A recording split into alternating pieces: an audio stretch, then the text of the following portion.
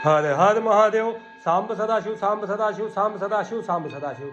शिव पुराण श्री शतरुद्र संहिता 33वां अध्याय ब्रह्मचारी अवतार। नंदीश्वर बोले, हे महामुने, प्रजापति दक्ष की पुत्री सती ने जब अपने पिता द्वारा होने वाले यज्ञ में अपने पति देवादिदेव महादेव जी का अपमान होते हुए देखा तो वहीं उसी यज्ञ में उन्होंने अपने प्राणों को त्याग दिया। तत्पश्चात वे गिरिराज हिमालय के यहाँ पार्वती के नाम से जन्मी। अपनी सखियों के साथ वन में विहार करती पार्वती के मन में देवर्षि नारद ने भगवान शिव को पाने की ललक जगाई। इस कार्य की सिद्धि के लिए देवी पार्वती ने भगवान शिव की आराधना और तपस्या करनी आरंभ कर दी। जब भगवान शिव को उनके इस उत्तम तप की सूचना मिली तो उन्होंने पार्वती जी के पास सप्त ऋषियों को भेजा। सप्त ऋषियों ने वहां जाकर देवी पार्वती की परीक्षा ली और भगवान शिव के पास लौट आए। शिव जी को प्रणाम कर उन्होंने वहां का सारा समाचार उन्हें सुनाया। सप्त ऋषियों से देवी पार्वती की तपस्या के विषय में जानकर त्रिलोकीनाथ भगवान शिव ने स्वयं उनकी परीक्षा लेने का निर्णय किया।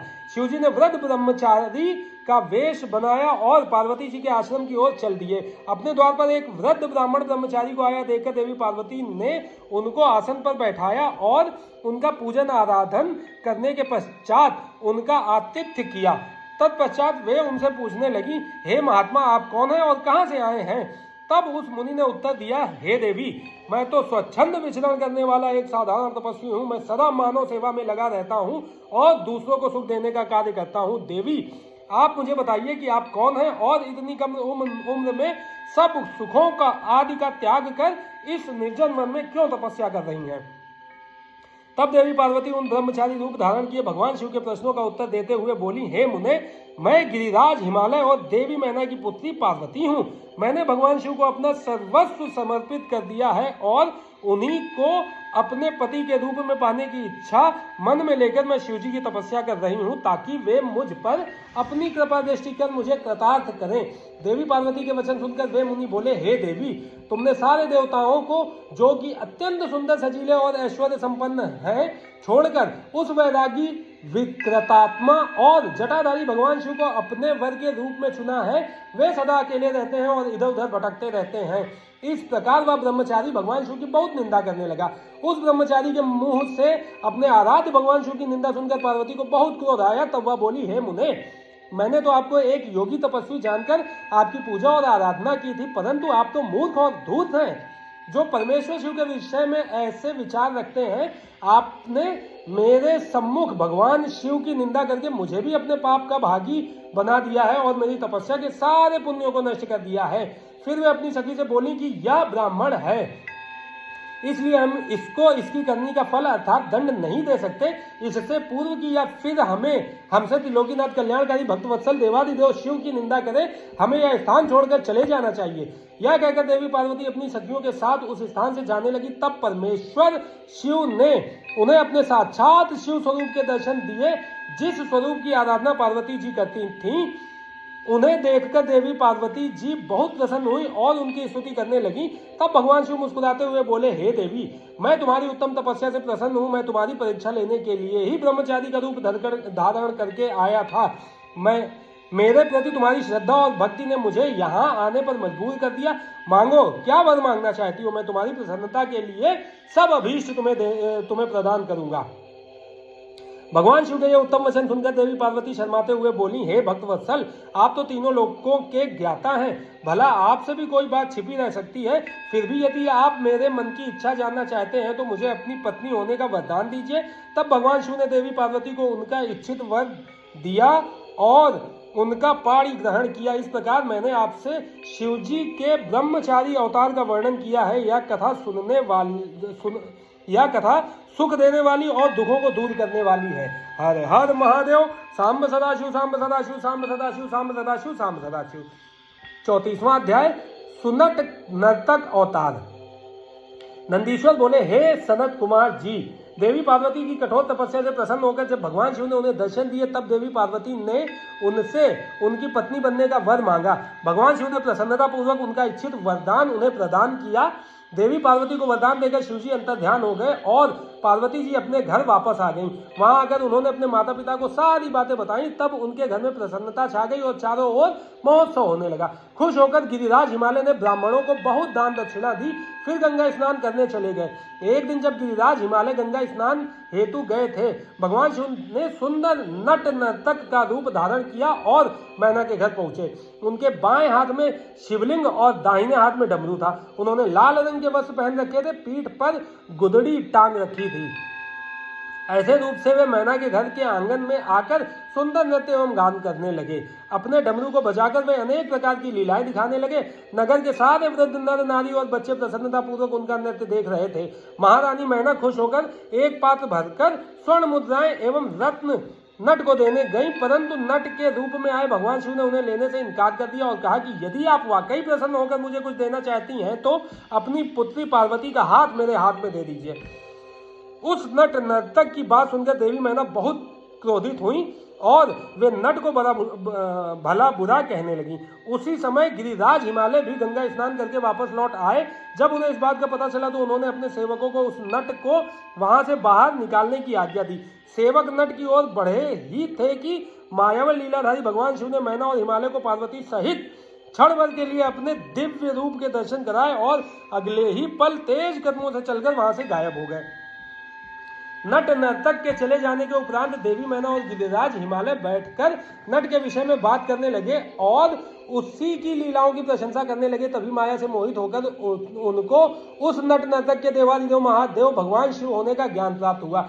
तब उन्हें बहुत दुख हुआ कि हमने अपने द्वार पर पधारे शिव जी का अपमान किया और उन्हें अपनी कन्या नहीं सौंपी। यह विचार कर दोनों बहुत दुखी हुए और अपने अपराध का प्रायश्चित करने हेतु भगवान शिव की आराधना करने लगे।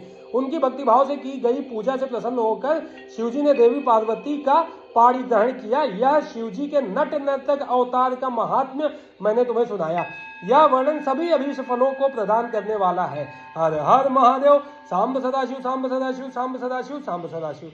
35वां अध्याय शिवजी का द्विज अवतार।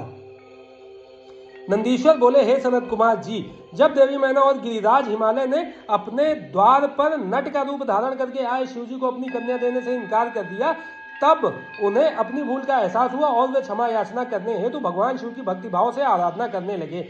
उनकी शिवजी पर परम भक्ति स्थापित हो गई। उनकी इस घनिष्ठ भक्ति से देवता चिंतित हो उठे। उन्हें लगा कि यदि गिरिराज ने अपनी भक्ति से प्रसन्न कर शिवजी को अपनी कन्या पार्वती दे दी तो उन्हें भगवान शिव द्वारा निर्वाण प्राप्त हो जाएगा और वे संसार के बंधनों से छूटकर परम शिवलोक को प्राप्त कर लेंगे।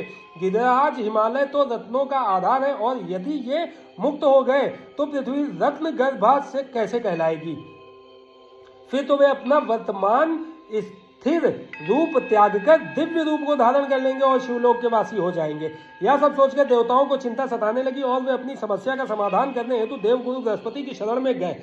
वहां जाकर उन्होंने बृहस्पति जी को प्रणाम किया और बोले, हे देवगुरु, आप कोई ऐसा उपाय करें जिससे गिरिराज हिमालय भगवान शिव की भक्ति से विरक्त हो जाएं।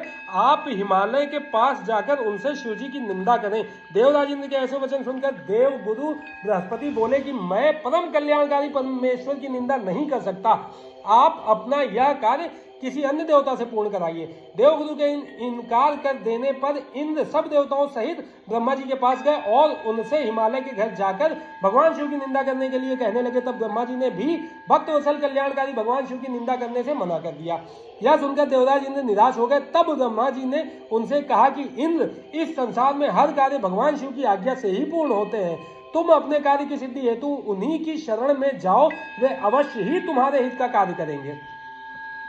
तब ब्रह्मा जी से आज्ञा लेकर देवराज भगवान शिव के पास गए और उनसे सारी बातें कहीं। उनकी बातें सुनकर कल्याणकारी भगवान शिव ने इंद्र को उनके कार्य की पूर्ति का आश्वासन देकर वहां से विदा किया। देवराज इंद्र के कार्य को पूरा करने के लिए शिवजी ने साधु का वेश धारण किया। उन्होंने हाथ में दंड और छत्र लिया, मस्तक पर तिलक, गले में शालिग्राम और हाथ में स्फटिक की माला ली तथा भगवान श्री हरि विष्णु का नाम जपते हुए गिरिराज हिमालय के राज दरबार में पहुंच गए। अपने दरबार में आए उन तपस्वी को देखकर हिमालय ने सिंहासन को त्याग दिया और स्वयं उन्हें प्रणाम कर यथा योग्य आसन देखकर उनका परिचय पूछा। तब ब्राह्मण देवता बोले, हे गिरिराज, मैं एक तपस्वी ब्राह्मण हूँ और परोपकार व सेवा के लिए भ्रमण करता रहता हूँ। अपनी दिव्य दृष्टि और योग बल से मुझे ज्ञात हुआ है कि आप अपनी लक्ष्मी स्वरूपा बेटी पार्वती का विवाह शिवजी से करना चाहते हैं, परंतु शायद आप यह नहीं जानते कि शिवजी कुलहीन, बंधु बांधवहीन, आश्रयहीन, एकाकी रहने वाले, कुरूप, निर्गुण, अव्यय, शमशानवासी, गले में सर्प धारण करने वाले, वे सदा अपने शरीर पर चिता की भस्म लपेटे रखते हैं। ऐसे व्यक्ति को अपनी परम गुणी सुंदर कन्या को सौंपना सर्वथा अनुचित है। यह कहकर महान लीलाधारी भगवान शिव साधु रूप में ही वहां से चले गए। उनकी बातों का मैना हिमालय पर गहरा प्रभाव पड़ा और वे भगवान शिव की भक्ति से विमुख होकर इस सोच में डूब गए कि आगे क्या करें। इस प्रकार मैंने तुमसे शिवजी के साधु वेशधारी द्विज अवतार का वर्णन किया। हर हर महादेव। सांब सदाशिव, सांब सदाशिव, सांब सदाशिव, सांब सदाशिव। 36वां अध्याय, अश्वत्थामा का शिव अवतार। नंदीश्वर बोले, हे सर्वज्ञ सनत कुमार जी, देवगुरु बृहस्पति के पुत्र मुनि भारद्वाज हुए और उनके पुत्र के रूप में द्रोण का जन्म हुआ। द्रोण बचपन से महान धनुधारी, महातेजस्वी और सब अस्त्र शस्त्रों के ज्ञाता थे। यही नहीं, धनुर्वेद और सभी वेदों के महाज्ञाता थे। अपने इन्हीं गुणों के कारण आप कौरवों और पांडवों के आचार्य बने और द्रोणाचार्य इस नाम से प्रसिद्ध हुए।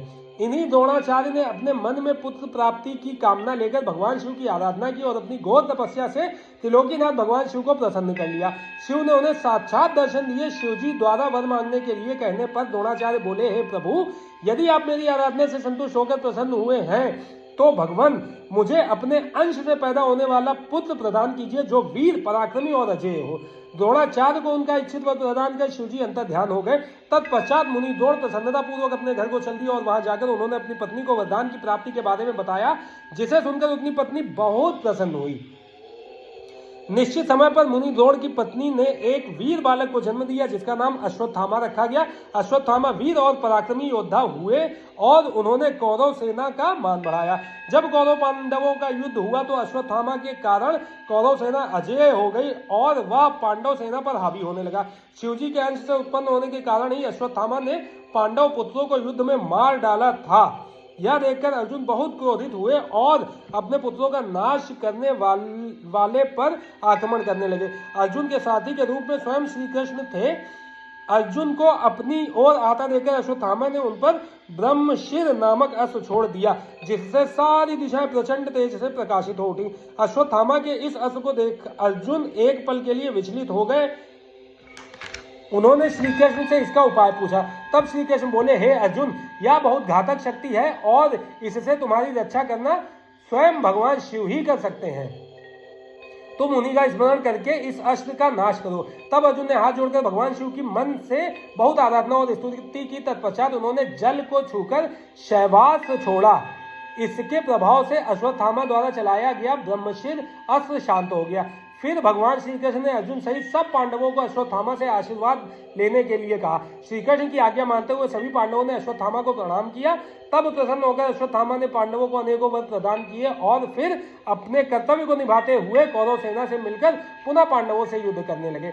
इस प्रकार भगवान शिव ने परम भक्त द्रोण के घर पुत्र के रूप में जन्म लेकर अनेक लीलाएं रची। हर हर महादेव। सांब सदाशिव, सांब सदाशिव, सांब सदाशिव, सांब सदाशिव। 37वां अध्याय, पांडवों को शिव पूजन के लिए व्यास जी का उपदेश। नंदीश्वर बोले, हे शेष मुनि, जब पांडवों को दुर्योधन ने जुए में हरा दिया था और वे वनवास पाकर अपनी पत्नी द्रौपदी सहित द्वैत वन में निवास करने लगे थे, तब एक दिन दुर्योधन ने ऋषि दुर्वासा को उनके शिष्यों सहित पांडवों को कष्ट देने के लिए उनके पास भेजा। दुर्वासा ऋषि अपने 1000 शिष्यों को अपने साथ लेकर पांडवों की कुटिया में पहुंच गए और युधिष्ठिर से बोले कि हम स्नान करने जा रहे हैं, इतने में आप हम सबके लिए भोजन का प्रबंध कीजिए, और स्वयं चले गए। दुर्वासा ऋषि द्वारा भोजन की व्यवस्था करने की बात सुनकर सब पांडव सोच में डूब गए, क्योंकि उनके पास अन्न नहीं था।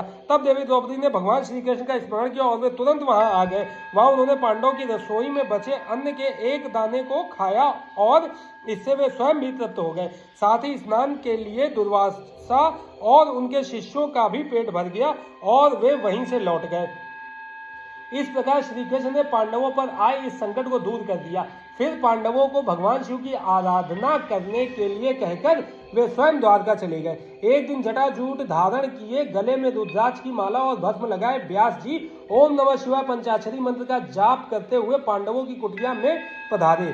व्यास मुनि शिवजी के प्रेम में मग्न तेज पुंज से आलोकित थे। उन्हें पधारा हुआ देखकर पांडवों ने उन्हें प्रणाम किया और आसन पर बिठाकर उनकी पूजा अर्चना की।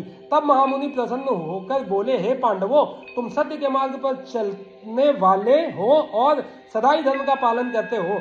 महाराज धृतराष्ट्र ने तुम्हारे साथ पक्षपात किया और तुम्हारा राज्य दुर्योधन ने छल करके तुमसे छीन लिया। जैसा बीज बोया जाता है अंकुर भी उसी का निकलता है।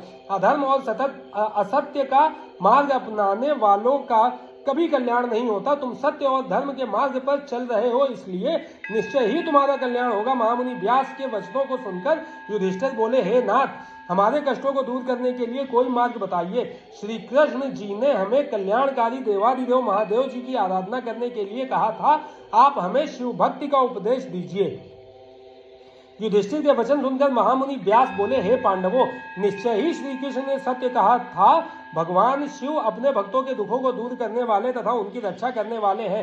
तत्पश्चात व्यास जी ने उन्हें शिव जी के पूजन का विधान बताया। फिर बोले, तुम सदाई धर्म के मार्ग पर चलना, इससे तुम्हारे कार्यों की सिद्धि होगी। यह कहकर महामुनि व्यास वहां से चले गए। तत्पश्चात व्यास जी के दिखाए मार्ग पर चलते हुए पांडव शिव जी की आराधना करने लगे। अर्जुन इंद्रकील नामक पर्वत के पास गंगा नदी के तट पर जाकर भक्तवत्सल कल्याणकारी भगवान शिव की आराधना करने लगे। हर हर महादेव। सांब सदाशिव, सांब सदाशिव, सांब सदाशिव, सांब सदाशिव। 38वां अध्याय, अर्जुन द्वारा शिव जी की तपस्या करना। नंदीश्वर बोले, हे सनत कुमार जी, अर्जुन भक्ति भावना से गंगा जी के तट पर बैठकर भगवान शिव की आराधना कर रहे थे। शिव मंत्र के जाप से उनका अतुल तेज प्रकाशित हो रहा था। पांडवों को अर्जुन का तेज देखकर विजय में कोई संदेह न रहा। जब अर्जुन तपस्या करने के लिए उनसे दूर गए, तब अर्जुन के वियोग से द्रौपदी और अन्य पांडव बहुत दुखी थे, परंतु उनके मन में अटूट विश्वास था कि शिव जी की भक्ति से उनका निश्चय ही कल्याण होगा।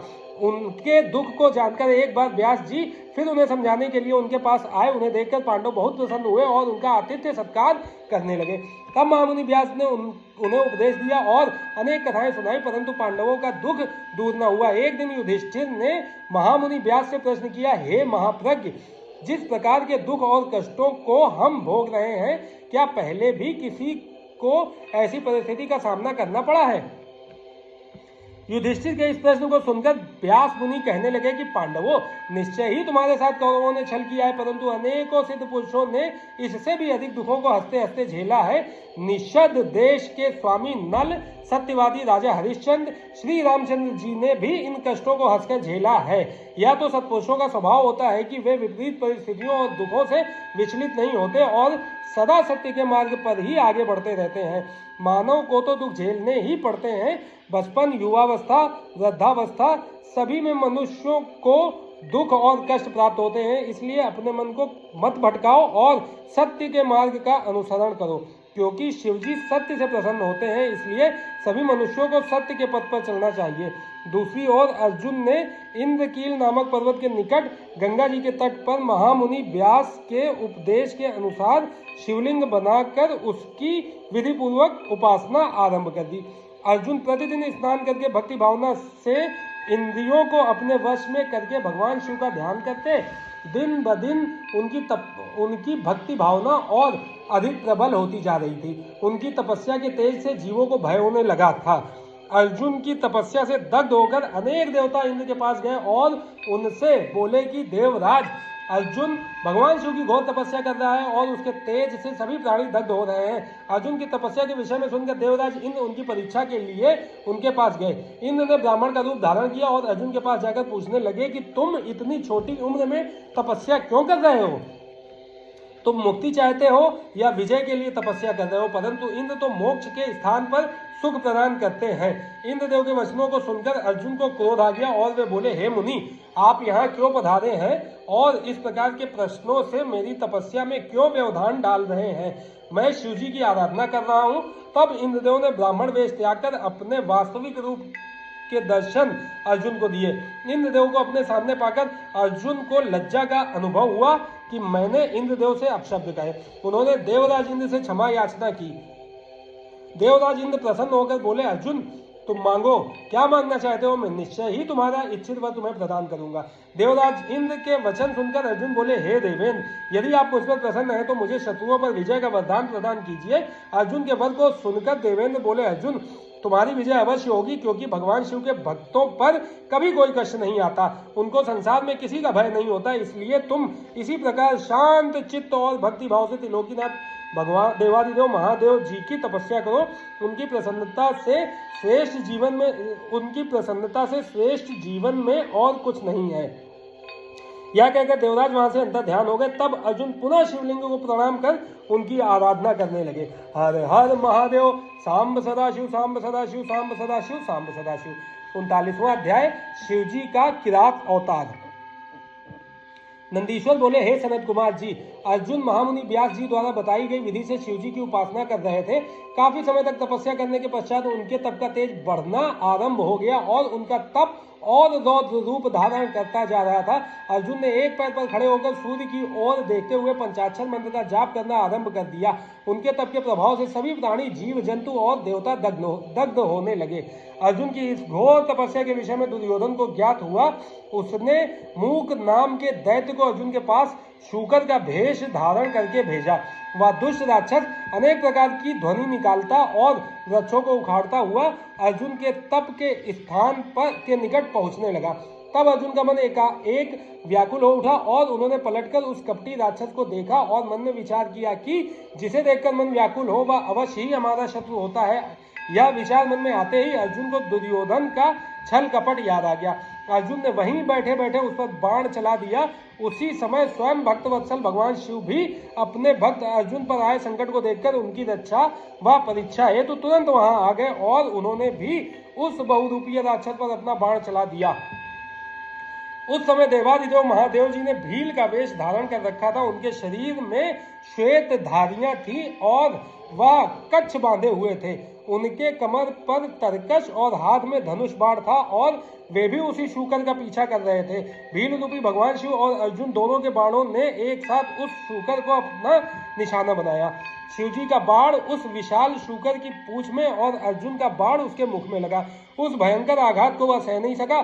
पल भर में ही भयानक शब्द करता हुआ वह धरती पर गिर पड़ा और उसके प्राण पखेरु उड़ गए। उस समय सब देवता भगवान शिव की जय जयकार करने लगे। शूकर रूपी दैत्य के मारे जाने पर दोनों बहुत प्रसन्न हुए। अर्जुन सोचने लगे कि यह भयानक दैत्य अवश्य ही मुझे मारने के लिए आया था, परंतु भगवान शिव ने आज मेरी रक्षा की और मुझे बचा लिया। उन्होंने ही मुझे सद्बुद्धि देकर उसे मारने की प्रेरणा मेरे मन में जगाई। ऐसा विचार मन में आते ही अर्जुन ने भगवान शिव के चरणों में प्रणाम किया और पुनः भक्तिभाव से शिव स्तुति शुरू कर दी। हर हर महादेव, सांब सदाशिव, सांब सदाशिव, सांब सदाशिव, सांब सदाशिव। 40वां अध्याय, किरात अर्जुन विवाद। नंदीश्वर बोले, हे सर्वज्ञ, जब वह भयानक शूकर शिवजी व अर्जुन दोनों के बाणों से मारा गया और पृथ्वी पर बेजान होकर गिर पड़ा तो भील रूपधारी शिवजी ने अपने एक सेवक को भेजकर मृत शूकर से अपना बाण निकालकर लाने के लिए कहा। उधर अर्जुन भी उस शूकर से अपना बाण लाने के लिए आए। तब अर्जुन और उस शिवगण में बाण को लेकर विवाद शुरू हो गया। वह गण बोला कि ये दोनों बाण मेरे स्वामी के हैं, इसलिए इन्हें मुझे दे दो। परंतु अर्जुन ने बाण देने से मना कर दिया। तब वह बोला कि तुम झूठे तपस्वी हो, यदि तुम सच्चे हो तो इन बाणों को मुझे दिखाओ, मैं अपने बाण की पहचान कर लूंगा, क्योंकि उन पर मेरा फल अंकित है। यह सुनकर अर्जुन उस गण से बोले, तुमसे मैं युद्ध नहीं कर सकता। युद्ध सदैव समान योद्धा से किया जाता है। मेरे बल और पराक्रम को देखना चाहते हो तो जाओ और जाकर अपने स्वामी को भेजो। अर्जुन के वचन सुनकर वह गण किरात रूप धारण किए भगवान शिव के पास गया। अर्जुन ने जो कुछ कहा था उसने अपने स्वामी को वह सब यथावत बता दिया। सारी बातें सुनकर किरातेश्वर को बहुत प्रसन्नता हुई और वे अपनी सेना को साथ लेकर अर्जुन से युद्ध करने के लिए वहां आ गए। युद्ध भूमि में पहुंचकर किरात रूपी भगवान शिव ने अपने दूत को पुनः अर्जुन के पास भेजा। शिवजी का वह दूत अर्जुन के पास गया और बोला, हे तपस्वी, जरा हमारी विशाल सेना को नजर उठाकर देखो। तुम क्यों एक बाण की खातिर अपने प्राणों की आहुति देना चाहते हो? अच्छा हो कि खुशी से वह बाण हमें दे दो और अपनी रक्षा करो। यह सुनकर अर्जुन को क्रोध आ गया। वे बोले कि तुम जाकर अपने स्वामी से कह दो कि मैं अपने कुल को कलंक नहीं लगा सकता। भले ही मेरे भाई दुखी हो, पर मैं युद्ध से डरकर पीछे नहीं हट सकता। क्या कभी शेर भी गीदड़ से डरा करते हैं? जाकर अपने स्वामी को बता दो कि क्षत्रिय युद्ध से डरते नहीं हैं, बल्कि अपने शत्रुओं को युद्ध में पछाड़कर आगे बढ़ते हैं। अर्जुन के ऐसे वचन सुनकर वह दूत अपने स्वामी किरातेश्वर भगवान शिव के पास वापस चला गया और उन्हें अर्जुन की कही सारी बातें बता दी। अपने गढ़ की बातों को सुनकर लीलाधारी शिव मन ही मन अर्जुन की भक्ति, निडरता और अपनी बात की अडिगता देखकर प्रसन्न हुए। फिर उन्होंने अपनी सेना सहित आगे बढ़ना शुरू कर दिया। हर हर महादेव, सांब सदाशिव, सांब सदाशिव, सांब सदाशिव, सांब सदाशिव। 41वां अध्याय, किरातेश्वर महादेव की कथा। नंदीश्वर बोले, हे महामुने, जब किरातेश्वर शिवजी को उनके दूत ने बताया कि अर्जुन किसी भी स्थिति में समर्पण नहीं करना चाहते और वे आपसे युद्ध करना चाहते हैं, तब शीघ्र ही किरातेश्वर शिव अपनी सेना के साथ युद्ध भूमि में पधारे। अर्जुन ने अपने आराध्य भगवान शिव के चरणों का स्मरण किया और अपना धनुष बाण लेकर उस विशाल सेना से लड़ने लगे। अर्जुन व भील सेना में बड़ा भयंकर संग्राम हुआ। दोनों ओर से बाणों की वर्षा होने लगी। अर्जुन, जो कि महान धनुर्धारी कहे जाते हैं, ने अपने बाणों से सारी गढ़ सेना को पल भर में ही परेशान कर दिया। फिर क्या था, कुछ ही देर में सभी शिवगढ़ अपने प्राणों की रक्षा हेतु युद्ध भूमि से इधर उधर हो गए, परंतु अर्जुन के बाण न रुके। जब भीलराज किरात की सारी सेना भाग खड़ी हुई, तब अर्जुन ने किरात वेशधारी शिवजी से युद्ध करना आरंभ कर दिया। अर्जुन ने अपने तीव्र बाणों से महादेव जी पर हमला कर दिया, परंतु वे भक्तवत्सल शिव जी का कुछ न बिगाड़ सके। उनका एक भी बाण शिवजी तक नहीं पहुंचता था। यह देखकर देवादिदेव भगवान शिव हंस रहे थे। जब अर्जुन ने देखा कि वह किसी भी प्रकार से उस किरात को अपने वश में नहीं कर पा रहे हैं, तो उन्होंने भगवान शिव की स्तुति की। इसके प्रभाव से तुरंत ही त्रिलोकीनाथ भक्तवत्सल भगवान शिव ने अपने अद्भुत स्वरूप के साक्षात दर्शन अर्जुन को कराए। भगवान शिव का परम मनोहारी सुंदर स्वरूप देखकर अर्जुन धन्य हो गए और प्रसन्न होकर पल भर उन्हें देखते ही रह गए। तब यह जानकर कि वह किरात कोई और नहीं अपितु स्वयं शिवजी ही थे, उन्हें अपने युद्ध करने और उनका अपमान करने के कारण बहुत लज्जा महसूस हुई। वे अपने आराध्य के चरणों में गिर पड़े। शिवजी ने उन्हें उठाया और बोले कि अर्जुन, तुम दुखी मत हो। तब अर्जुन हाथ जोड़कर भक्तवत्सल भगवान शिव की स्तुति करने लगे और बोले, हे महादेव जी, आपने इस प्रकार मुझसे रूप बदलकर युद्ध क्यों किया? मैंने आपका भक्त होते हुए भी आपका अपमान किया है। स्वामी, मुझे माफ कर दीजिए और मेरा कल्याण कीजिए। अर्जुन के वचनों से महेश्वर प्रसन्न हो गए और बोले, अर्जुन, तुम दुखी मत हो। मेरे द्वारा प्रेरित होने पर ही तुमने युद्ध किया था, इसलिए यह तुम्हारा अपराध नहीं है, धर्म था। मैं तुम पर प्रसन्न हूँ। कहो पुत्र, किस कारण से तुम इतनी घोर तपस्या और साधना कर रहे थे? मैं तुम्हारी इच्छा पूर्ण करने का वचन देता हूँ। शिवजी के ऐसे वचन सुनकर अर्जुन ने शिवजी की स्तुति आरंभ कर दी। अर्जुन बोले, हे देवादिदेव कैलाशपति सदाशिव, मैं आपको नमस्कार करता हूँ। हाथों में डमरू और त्रिशूल धारण करने वाले, गले में मुंडमाला, शरीर पर बाघंबर ओढ़े, गले में सांपों, मस्तक पर चंद्रमा और जटाओं में पतित पावनी गंगा को धारण करने वाले कल्याणकारी शिव शंकर को मैं नमस्कार करता हूँ। भगवान, मैं आपका एक छोटा सा भक्त हूँ और आप इस संसार के ईश्वर हैं। भला मैं कैसे आपके गुणों का वर्णन कर सकता हूँ? जिस प्रकार बारिश की बूंदों और आकाश के तारों को नहीं गिना जा सकता, उसी प्रकार आपके गुणों की गणना कर पाना भी असंभव है। प्रभु, मैं आपका दास हूँ, आपकी शरण में आया हूँ। मुझ पर अपनी कृपा दृष्टि सदा बनाए रखिए। आप तो अंतर्यामी हैं, अपने भक्तों के विषय में सब कुछ जानते हैं। प्रभु, हम पर आए इस घोर संकट को दूर कीजिए। यह कहकर अर्जुन मस्तक झुकाकर चुपचाप खड़े हो गए। अपने भक्त की स्तुति से हर्षित हो शिवजी बोले, हे अर्जुन, अपनी सारी चिंताएं त्याग दो, तुम्हारे कुल का कल्याण अवश्य होगा, तुम्हें सब कुछ मिल जाएगा, थोड़ा धैर्य रखो। यह कह शिवजी ने अर्जुन को अमोघ पाशुपत अस्त्र प्रदान किया। फिर अर्जुन को युद्ध में विजय पाने और शत्रुओं का नाश करने का वर प्रदान किया। साथ ही शिवजी ने उनकी सहायता हेतु श्री कृष्ण जी को भी सहयोग करने के लिए कहा। तत्पश्चात अर्जुन को आशीर्वाद देकर शिवजी वहां से अंतर्ध्यान हो गए। शिवजी के जाने के उपरांत अर्जुन भी प्रसन्नता पूर्वक अपने आश्रम को लौट गए और जाकर अपने भाइयों को अपनी तपस्या सिद्धि और वर प्राप्ति के बारे में बताया, जिसे जानकर वे बहुत प्रसन्न हुए।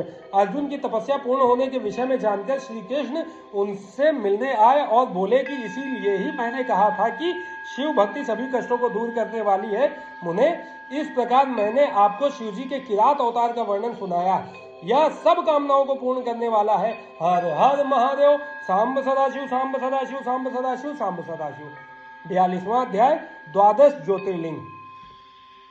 नंदीश्वर बोले, हे सनत कुमार जी, अब मैं आपको सर्वव्यापी भगवान शिव के 12 ज्योतिर्लिंगों रूपी अवतारों के बारे में बताता हूँ। सौराष्ट्र में सोमनाथ, श्री शैल में मल्लिकार्जुन, उज्जैनी में महाकालेश्वर, ओंकार में अपरेश्वर, हिमालय पर केदार, डाकिनी में भीमशंकर, काशी में विश्वनाथ, गोमती तट पर अम्बकेश्वर, चिता भूमि में वैद्यनाथ, दारूक वन में नागेश, सेतुबंध में रामेश्वर तथा शिवालय में घुष्मेश्वर नामक 12 अवतार हैं। जो मनुष्य शुद्ध हृदय और भक्ति भावना से इन ज्योतिर्लिंगों का पूजन और दर्शन करता है, उसे परम आनंद की प्राप्ति होती है। वह जो शिवजी के प्रथम ज्योतिर्लिंग सोमनाथ का सच्चे हृदय से पूजन करता है, उसके सभी रोगों जैसे क्षय, कुष्ठ आदि का नाश होता है।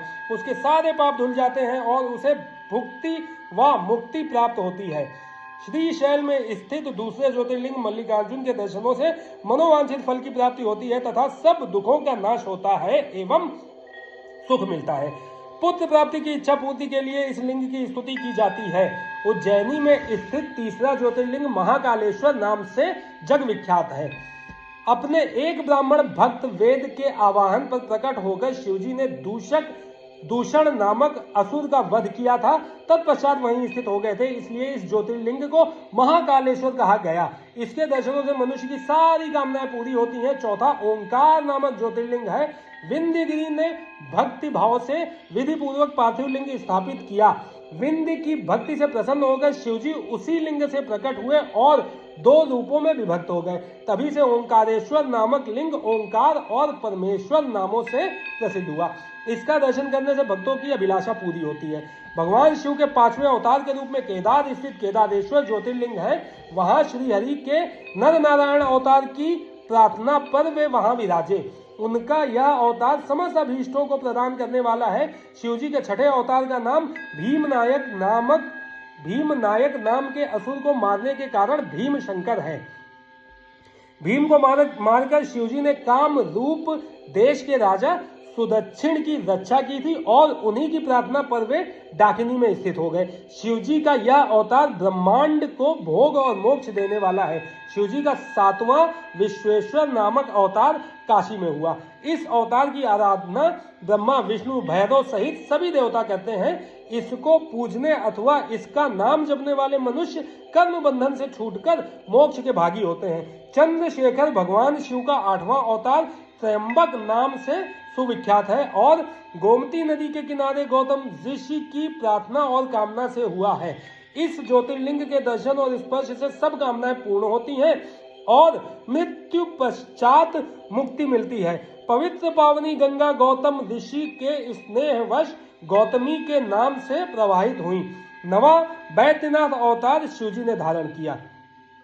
अनेक लीलाएं करने वाले त्रिलोकीनाथ भगवान शिव रावण के लिए आविर्भूत हुए और चिता भूमि में ज्योतिर्लिंग रूप में स्थित होकर वैद्यनाथेश्वर नाम से प्रसिद्ध हुए। उनके दर्शनों से भोग और मोक्ष की प्राप्ति होती है। भगवान शिव का 10वां नागेश्वर अवतार अयोध्या में हुआ। इस अवतार में शिवजी ने दारूक नामक असुर को मारकर अपने एक वैश्य भक्त सुप्रिय की रक्षा की थी। शिवजी के इस लिंग का दर्शन और पूजन करने से महापातकों का समूह नष्ट हो जाता है। देवादिदेव महादेव जी का 11वां अवतार सेतुबंध में रामेश्वरावतार कहलाता है। सीता जी को वापस लाने के लिए लंका जाते समय समुद्र तट पर श्री रामचंद्र ने इस लिंग को स्थापित कर भगवान शिव की आराधना अर्चना की थी। उनकी प्रार्थना पर शिव जी इस ज्योतिर्लिंग में स्थित हुए। रामेश्वर लिंग को गंगा जल से स्नान कराने वाले मनुष्य को जीवन के बंधनों से मुक्ति मिल जाती है। उसे परम दिव्य ज्ञान की प्राप्ति होती है। यह ज्योतिर्लिंग भोग तथा मुक्ति प्रदान करने वाला है। इसका पूजन देव दुर्लभ कैवल्य मोक्ष प्रदान करता है। इसी प्रकार शिवजी का घुष्मेश्वर नामक 12वां अवतार हुआ, जिसमें उन्होंने अपने प्रिय भक्त घुष्मा को आनंद दिया। दक्षिण दिशा में देवलोक के निकट शिवजी सरोवर में प्रकट हुए। घुष्मा ने अपने पुत्र को पुनर्जीवित करने हेतु शिव जी की तपस्या की। तब उसकी भक्ति से प्रसन्न होकर महादेव जी ने उसके पुत्र को जीवित किया एवं उसकी प्रार्थना पर वहीं ज्योतिर्लिंग के रूप में स्थित होकर घुष्मेश्वर नाम से विख्यात हुए। इस शिवलिंग का भक्ति पूर्वक पूजन करने से मनुष्य इस लोक में सुखों को भोगकर अंत में मोक्ष प्राप्त करता है। हे महामुने, इस प्रकार मैंने त्रिलोकीनाथ देवादिदेव शिवजी के 12 दिव्य ज्योतिर्लिंगों का वर्णन आपसे किया।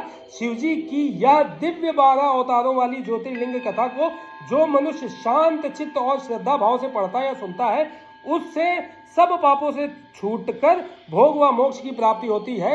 यह 100 अवतारों की शतरुद्र नामक संगीता सब कामनाओं को पूरा करने वाली है। इस कथा को मन लगाकर पढ़ने या सुनने से सभी लालसाएं और कामनाएं पूरी हो जाती हैं और सांसारिक बंधनों से मुक्ति मिल जाती है। श्री शतरुद्र संगीता संपूर्ण। हर हर महादेव। सांब सदाशिव, सांब सदाशिव, सांब सदाशिव, सांब सदाशिव।